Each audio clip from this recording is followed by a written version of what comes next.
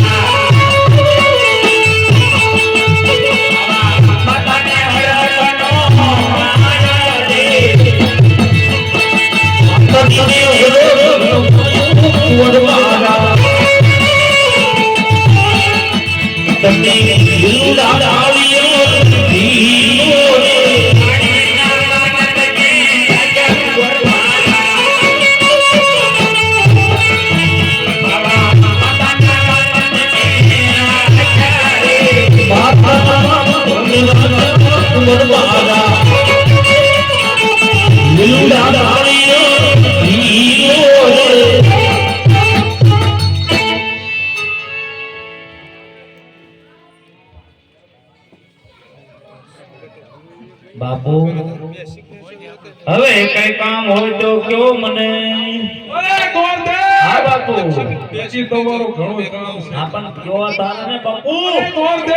હા મારા દાદા સાતો સાત તમે મુહૂર્ત જોઈ આપો. અરે મારા દાદા મુહૂર્ત તો અમારે થોડા જોવાના, મુહૂર્ત તો અમારા ખિસ્સામાં હોય.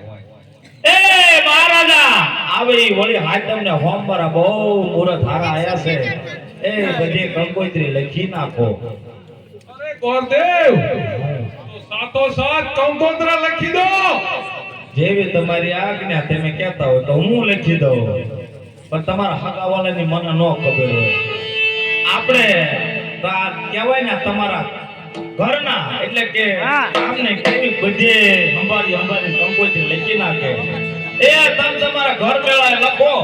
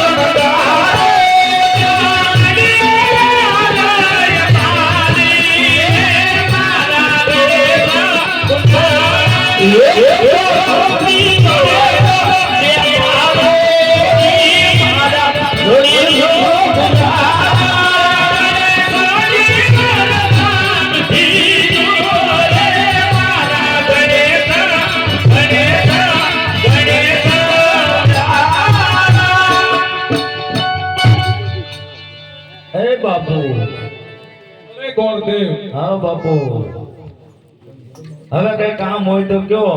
હવે કામ છે. હા બોલો. અરે પ્રધાન દેવ, આને સારામાં સારી દક્ષિણા દે ગોરદેવને વિદાય કરી દો. આપે એમને આપી દે ને. તો પછી ક્યાં ઉપાજી આપણે. આ અમારી દક્ષિણા છે તો શું વાંધો? એ ગોરદેવ આપણે બધું માંડવા માંડવે નહીં સમજવાનું. કેમ? ના રે ના, અહીંયા તે રોકડી જ છે. રોકડી છે? હા તો એટલે તમે ભાડાના લેતા જાઓ, બીજું આપણે માંડવા. આ એવું તો એવું નકર ઈમાય છે ને જાય અત્યારે લ્યો. વાંધો ને મંડીમાં દ તો હા હા ઉપર હા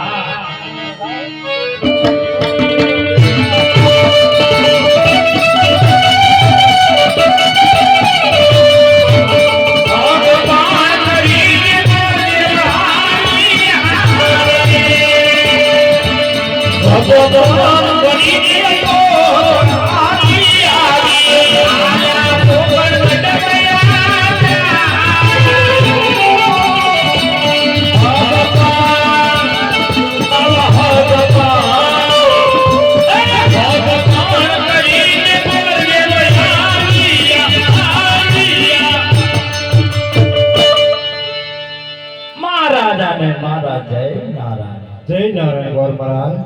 મહારાજા તમે મને જે કામ સોંપ્યું તે બધું પૂરું કરીને આવ્યો છું મહારાજા. ગોર મહારાજ, હા મહારાજા. તમે કયા રજવાડામાં વ્યવસાય કરીને આવ્યા એ તો મને કહો. મહારાજા કઈક રજવાડા રખડ્યો, એક રજવાડું હારું હોય તો જે કોર હારા ન હોય. એક એવું નગર છે પિંગલગઢ નામ છે, ભડિયા રાજા રાજ કરશે. દીકરો સારો હતો એટલે બેની બાનું સપન નક્કી કરીને આવ્યો છું. ગોર મહારાજ, હા મહારાજા.